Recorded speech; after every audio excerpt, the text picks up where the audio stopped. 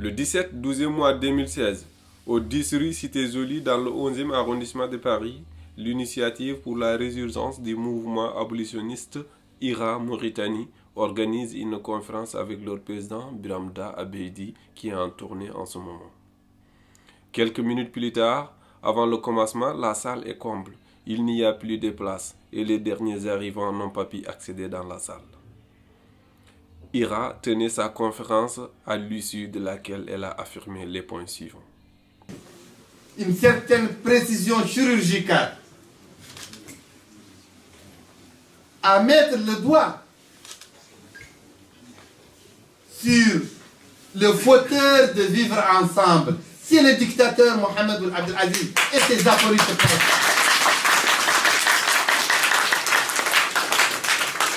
Il faut laisser une porte de sortie aux collaborateurs zélés ou non du pouvoir qui l'ont servi jusqu'à maintenant. Donnez-leur une porte de sortie. Donnez-leur la chance d'avoir une autre vie. Il faut donner à toutes ces personnes qui ont sucé l'État, qui se sont engraissées au détriment du droit, au détriment de la justice, au détriment de la démocratie. Donnez-leur une porte de sortie pour qu'ils ne mettent pas en place un dispositif de combat jusqu'à la mort. Ce n'est pas dans notre intérêt. Nous sommes une organisation non violente. On ne reconnaît aucune valeur à la violence.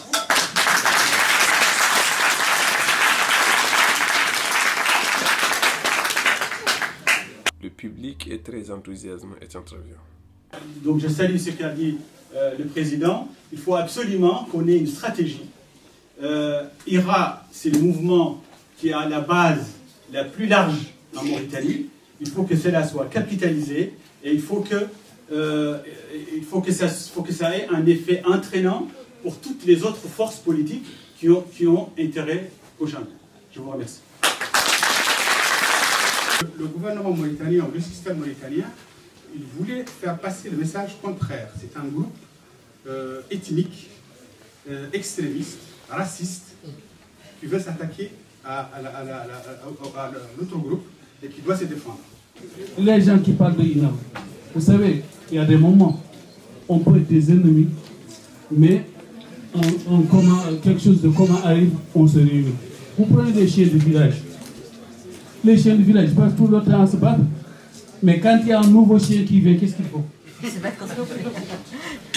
Beaucoup d'organisations et de personnes ont eu des remontées et ont pensé que Hardne Bereder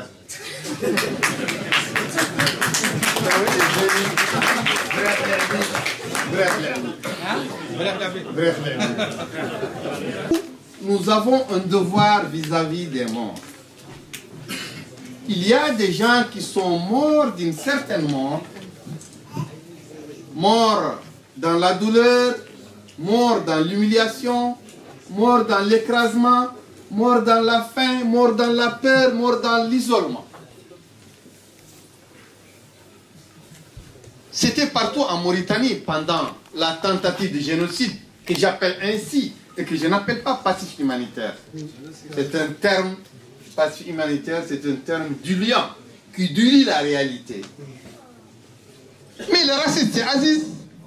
Le gouvernement raciste, c'est Aziz, c'est autour d'Aziz, c'est les gens qui ont tué à Inal, à Woti, à Sorimali, qui ont tué à Rosso, à Nouakchott, c'est ça les racistes. Pourquoi vous cherchez quelqu'un d'autre? Pourquoi on vous détourne? Pourquoi on vous dévie? Pourquoi on vous sonne?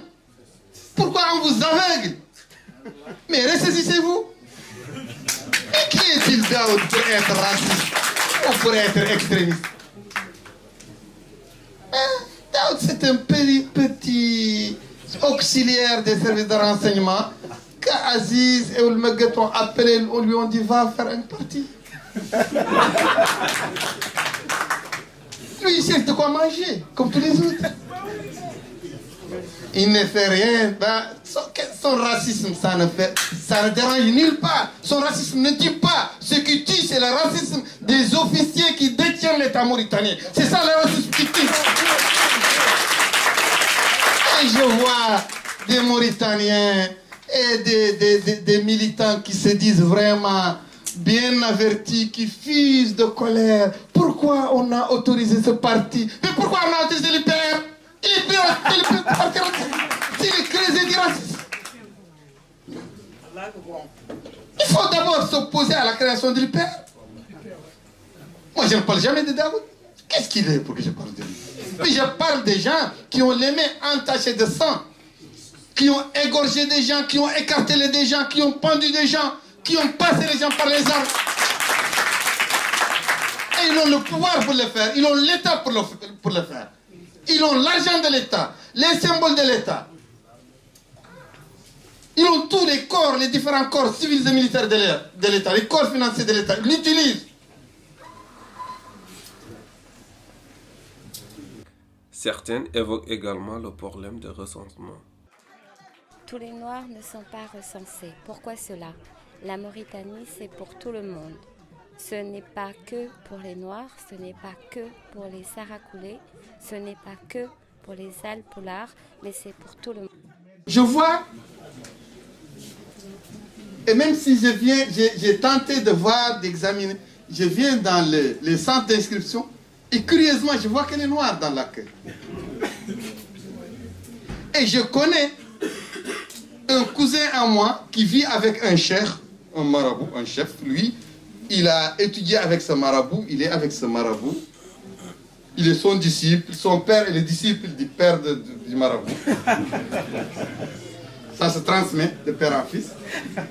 Et lui, nous là-bas à Nouakchott, l'état civil est à la porte de notre maison, on n'arrive pas à s'inscrire, à inscrire des gens. Lui, il vient, il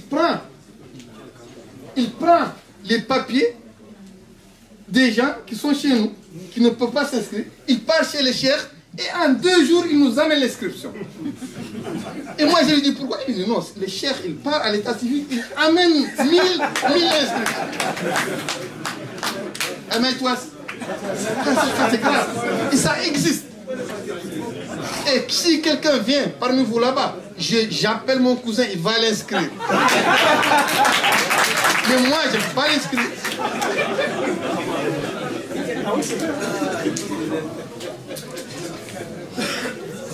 C'est qu'on sait qu'en 2019, il y aura des élections en Mauritanie. Est-ce que vous êtes candidat pour ces élections en Mauritanie? Et si oui, pourquoi pas s'y mettre dès maintenant? Parce qu'on sait qu'aujourd'hui, l'Iran n'est pas reconnu en Mauritanie. Vous allez être candidat pour quel parti? Est-ce que vous allez être indépendant? Et quels sont les moyens pour que nous autres puissions vous suivre? Parce que 2019, on est à 2 ans de 2019. Ça passe vite. Et il y a un problème aussi en Mauritanie qu'il faut reconnaître. C'est quoi? C'est l'enrôlement biométrique que vous avez dit tout à l'heure. C'est que les gens qui sont censés voter, ils ne sont pas inscrits. Et comment ils vont voter? Et ce sont ces gens qui sont censés vous élire demain. Moi, je pense que tous les Mauritaniens attendent 2019. Que 2019 aussi n'est pas seulement une candidature, mais c'est aussi les conditions de la candidature. Pas seulement pour un seul candidat, mais pour tous les candidats qui se respectent, qui veulent éviter un simulacre d'élection. Bon, il y a un combat préliminaire, une concertation préliminaire qui est faite entre toutes les forces politiques, les forces civiles, les forces syndicales. Je pense que l'IRA doit s'investir avec ses forces pour imposer un climat de transparence, des conditions de transparence qui permettent le bon déroulement des élections. Et en ce moment, il y aura une autre conférence de presse qui sera consacrée à ça. Et vous allez poser votre question. Je ne voudrais pas que nous nous quittions sans citer 3 noms auxquels j'aimerais qu'on ait une grosse pensée cet après-midi. Matala Salek, Moussa Biram Abdallahi Diop, qui sont encore en prison pour un certain nombre de mois à Zouérat dans des conditions très mauvaises. Le public socialiste se donne rendez-vous pour une prochaine fois dans un autre endroit plus vaste où ils pourront discuter plus longuement. L'embouteillage se crée pendant 1 heure pour prendre des photos avec le président Biramda Abedi pour des souvenirs immortalisés.